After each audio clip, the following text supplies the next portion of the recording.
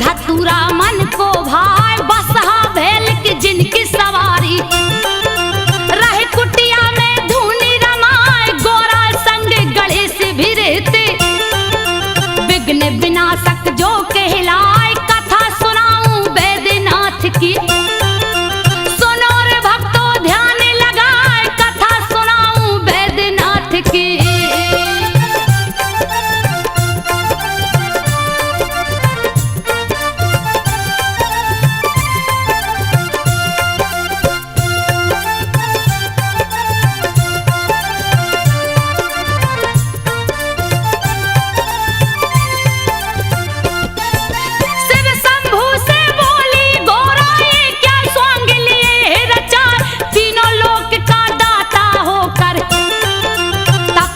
कालिया भेष बनाए सुन के उल्हना तब गोरा की सोने का महल दिया बनवाए गृह प्रवेश करने को शिव जी विश्वेश्वर को लिया बुलाए रावण जिसका बेटा लगता के कसी जिसकी पत्नी कहाए विश्वेश्वर के संग के कसी स्वर्ग महल में गई समाए पूजा का जब हुआ समापन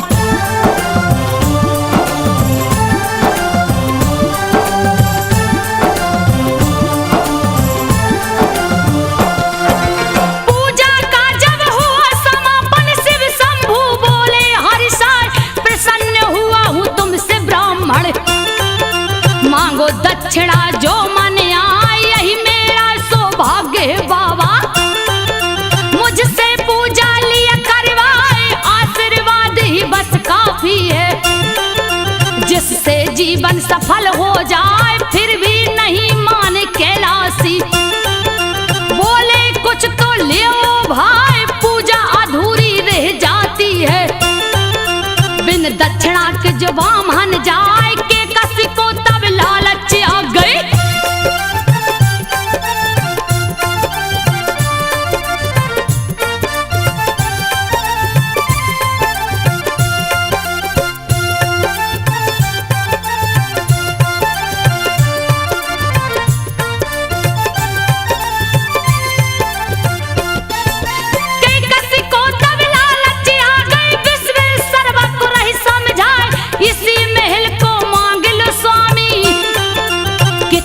सुंदर रहा दिखाए विश्वेश्वर ने टाल न चाहा अड़ गई वो जिद पे है आए विवश होकर पंडित राज ने शिव जी से बोला सब चाहे दक्षिणा में यह महल दीजिए मेरे मन को गई है भाई तथास्तु कह करके शिव जी ने मन ही मन में रहे मुस्काए पार्वती तब क्रोधित हो गई।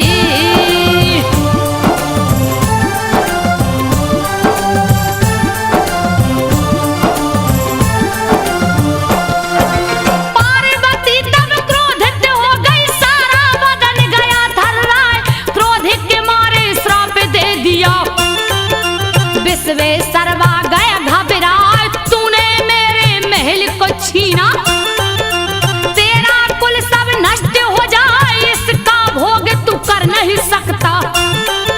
चैन न इसमें लेने पाए के कसी रावण को उकसाई, शिव को लाओ लंका उठाए, पार्वती ने श्राप दिया है, बचने का नहीं दूजा उपाय, जा बेटा कैलाशी को लाओ।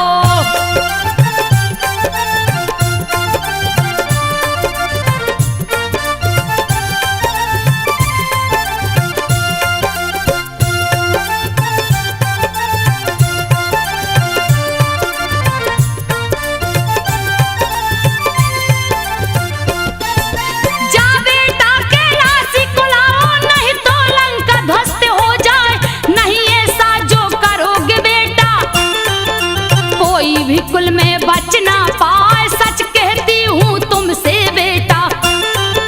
के कसी रावण को समझाए, तुमको शिव है बहुत मानते, शिव को दो प्रसन्न कराए, किसी तरह से जाकर लाओ।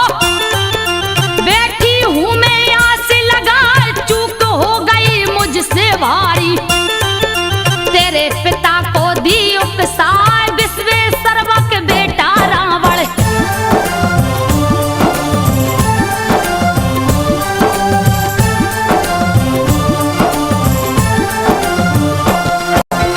विश्वेश्वरवा का बेटा रावण, जिसकी भक्ति कहीं न जाए, निस्दिन शिव का पूजन करने, लंका से कैलाश को जाए, एक दिन रास्ते में नारद ने मति रावण की दियो घुमाए, बोले नारद जब रावण से, लावो शिव को लंका उठाए, अजर अमर हो जाओगे तुम। बात गई रावण को भाई, जा पहुंचा कैलाशपुरी में, शिव शंभू का ध्यान लगाए, शिव शंभू थे ध्यान मगन में।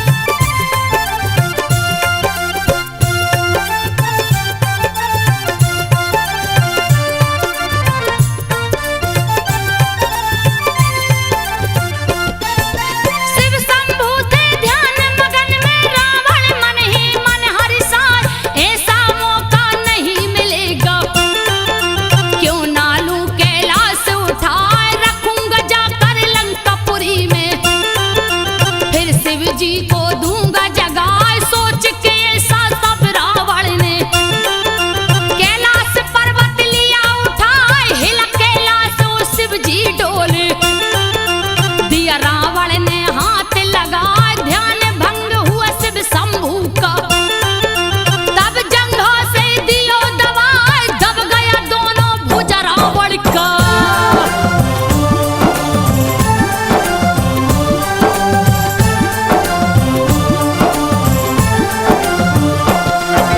दब गया दोनों भुजा रावण का, दर्द के मारे रहो चिल्लाए, वहीं पे नारद जी आ पहुंचे, नारायण का ध्यान लगाए, क्रोध में आके रावण बोला, नारद कोई खोजो पाए, नारद जी तब हंस कर बोले, शिव जी का लो ध्यान लगाए, शिव के कोप से शिव ही बचाए, दूजा नहीं है कोई उपाय, कैसे करूं मैं पूजा शिव का, दोनों हाथ फंसा मेरे हाय, पूजा नहीं तो भजन करो तुम्हें।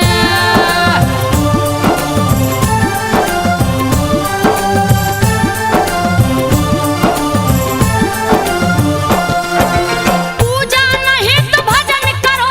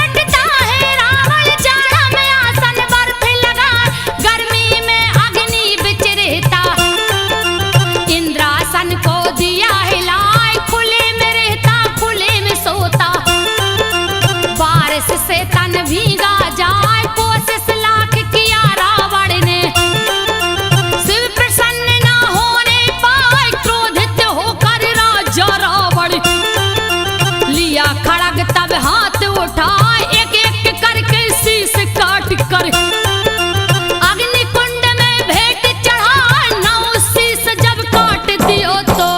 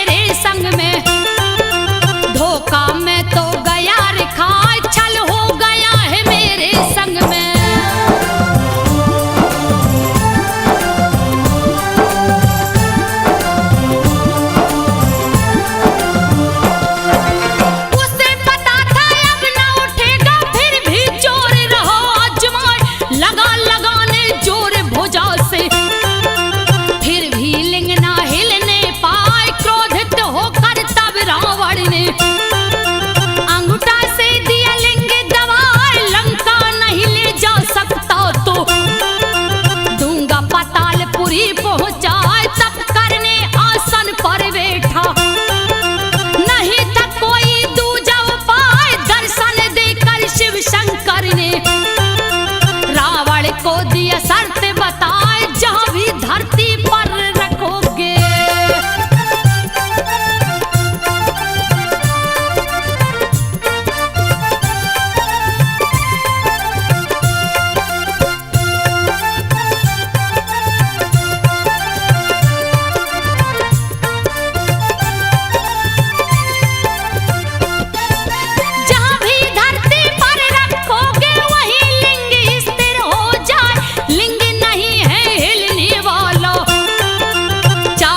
जितना जोर लगाए, लौट जाओ अब लंका रावण। दूजा नहीं है कोई उपाय, मेरी आराधना जहां करोगे मन वांछित वर प्राप्त हो जाए। रावण लौट गया लंका को, सारे देवता गए हर्षाए। शिवलिंग को स्थापित करके बैजू को दिए भक्त बनाए। देवता गण बैजू से बोले,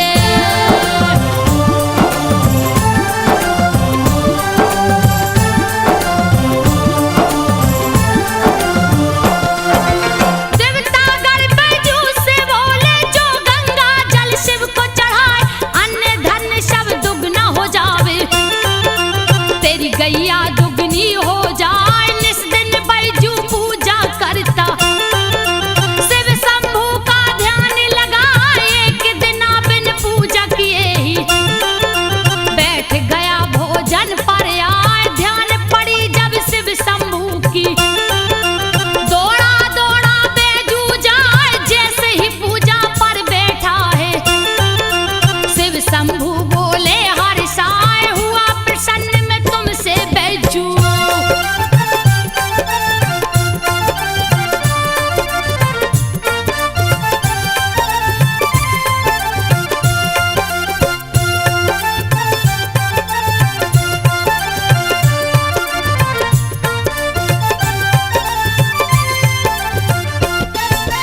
हुआ प्रसन्न मैं तुमसे बैजू, मांगो वर जो दिल में आए।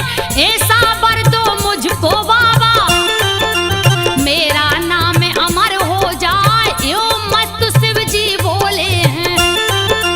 बैजू मन ही मन मुस्काए, पहले बैजू नाम तुम्हारा, पीछे नाम मेरा जुड़ जाए। युग युग तक यह पावन धरती बैजनाथ का धाम कहाए। हुमनी तो होकर रहती है, लेख कर्म का मेट न पाए। राज छिपा एक और है इसमें,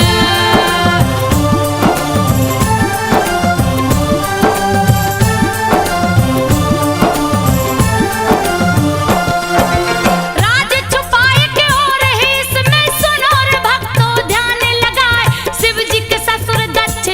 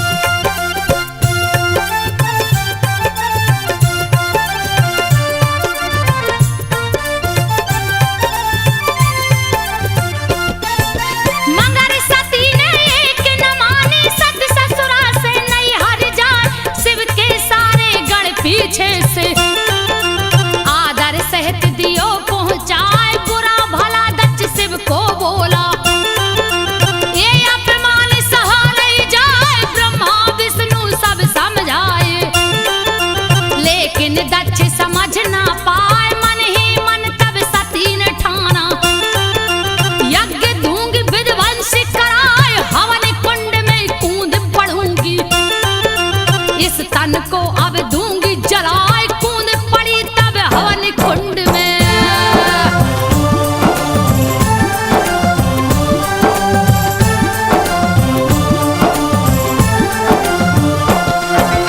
कूद पड़ी जब हवन कुंड में, अग्नि डर से भागी जाए, योगाग्नि को प्रकट किया तब सती ने तन को दिया जलाए, मची तबाही यज्ञशाला में।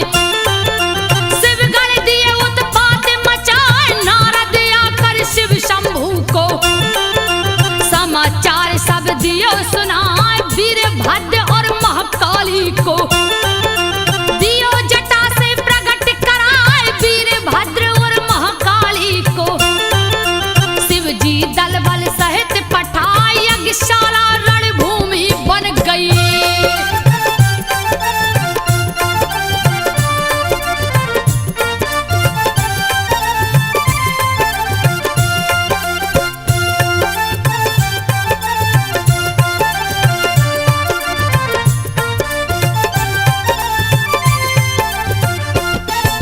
यज्ञशाला रणभूमि बन गई, जिसकी वर्णन कही न जाए, काले लगा प्रत्यक्ष नाचने, दक्ष की सेना भाग पराई, शिव के गढ़ सब क्रोधित हो गए, यज्ञ का दिए नाम मिटाए, माया में बसीभूत शिव ने सत के शव को लिया उठाए, मोह भंग होके से शिव का देवता सभी समझ ना पाए, विष्णु ने तब चक्र सुदर्शन सत्य के शव पर दिया चलाए, विष्णु ने तब चक्र सुदर्शन।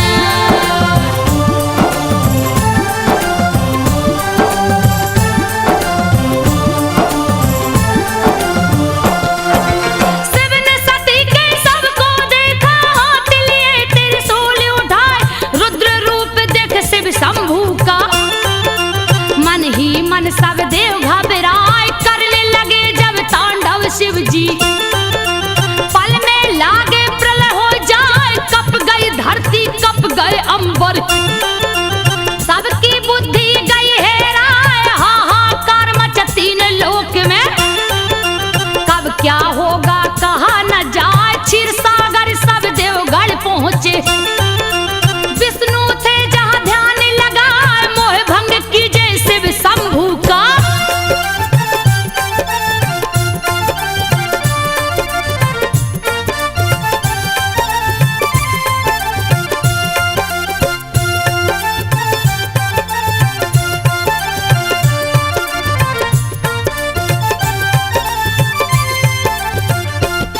तो मोह भंग कीजे शिव शंभू का, तीजा नेत्र कहीं खुल जाए, जल जाएगा धरती अंबर, जल्दी कीजिए कोई उपाय, बादल गरजे बिजली चमके, हवा बहने लगे साए साए, आंधी तूफान ओला वृष्टि से, सृष्टि कहिए ढक ना जाए, सुन के चक्र सुदर्शन धारी, देखा शिव को ध्यान लगाए, गगन में देखा शिव शंभू को, विचरत सती के सवे उठाए, गगन में देखा शिव शंभू को।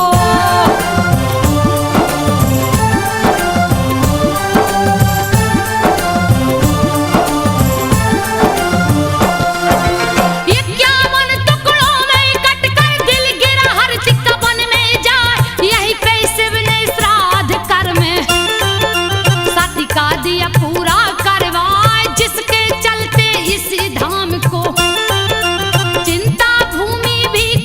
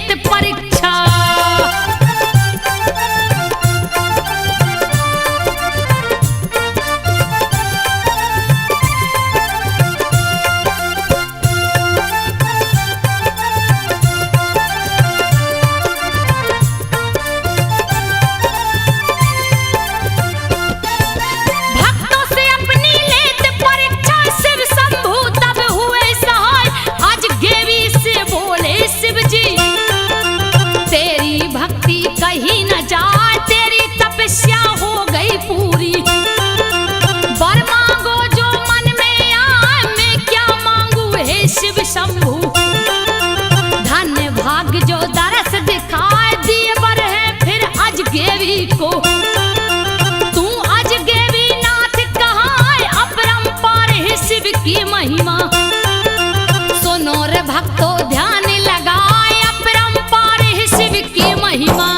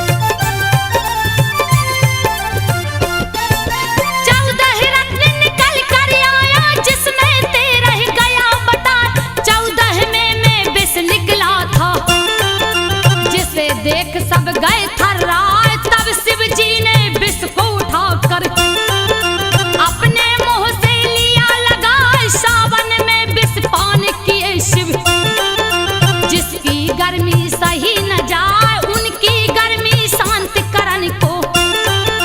सावन में जल सभी चढ़ाए, शुरू हुई कांवर की परंपरा। जिसको सारा जग अपनाए, जो भी चढ़ाता जल है शिव को।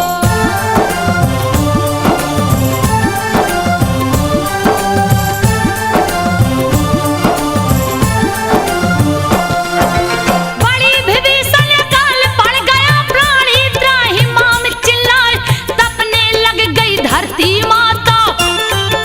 कहीं ना पानी दिखने पाए, पेड़ पौधे सब सूखन लागे। कोप सूरज का बढ़ता जाए, धरती के सारे प्राणी तो भूख के मारे गए घबराए। व्याकुल होकर भक्त वासुकी लिया हाथ को डाल उठाए, चीरने लगा धरती का सीना। कंद मूल ना दिखने पाए, फिर भी हार न माने वासुकी।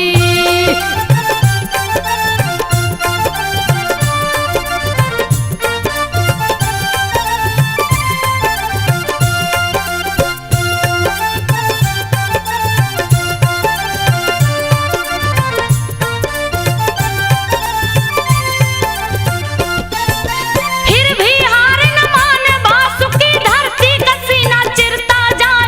खून से लटपट हुआ कुदाली, शिवलिंग से गए हैं टकरा। एक टकरा निहार वासुकी, खून को देख गया घबराए। चूक हुआ मुझसे ये कैसा, मन ही मन वह रहा डराए। लगता है कोई प्राणी मर गया, कैसा अनर्थ हुआ है आए। लगा कुदरने मिट्टी हाथ से, कुछ भी नहीं रहा पकड़ाए। भूल से वासुकी ने कुदाल को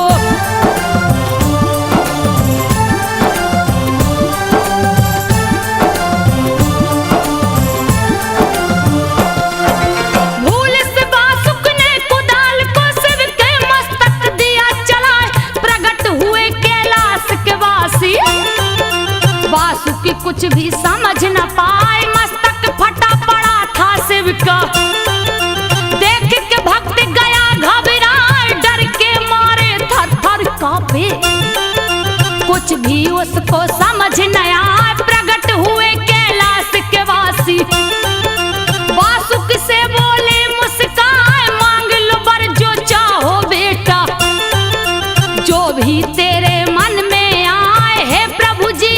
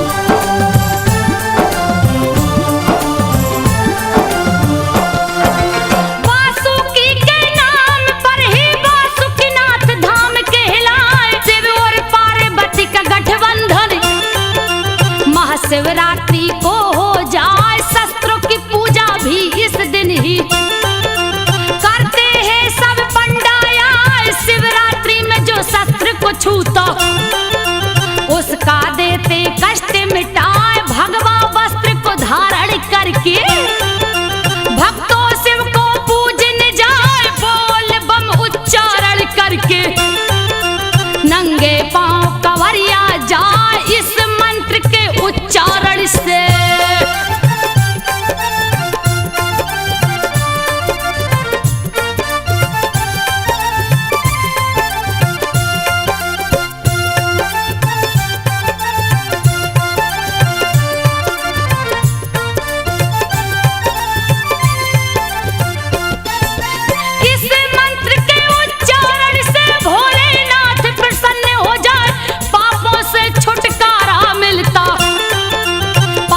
भी शिव धाम को जाए जो भी ज्योतिर्लिंग को छूता, देते उसकी बिगड़ी बनाए पुत्रहीन को लड़का होता।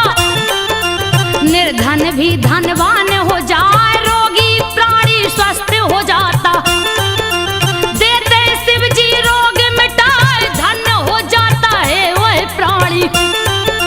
जो भी कांवर शिव को चढ़ाए अश्वमेघ यज्ञ का पुण्य होता।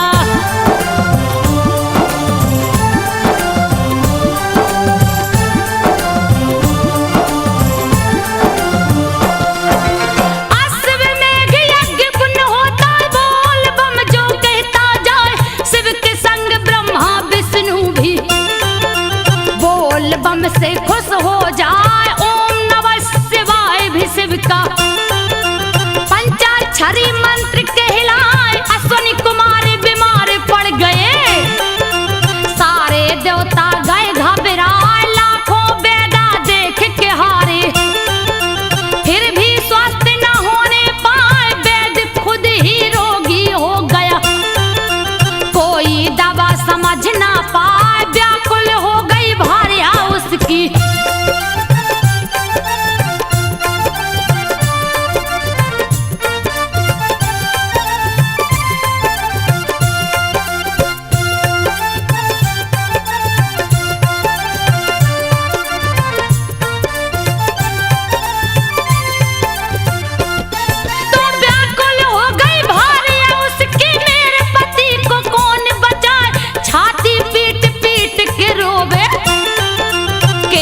धुन के रही चिल्लाए जा पहुंची बैद्यनाथ धाम को।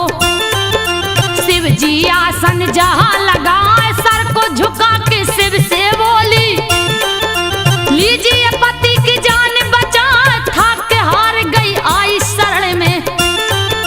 शिव शंभू ने लिया उठाए, अश्वनी कुमार स्वस्थ हो गए।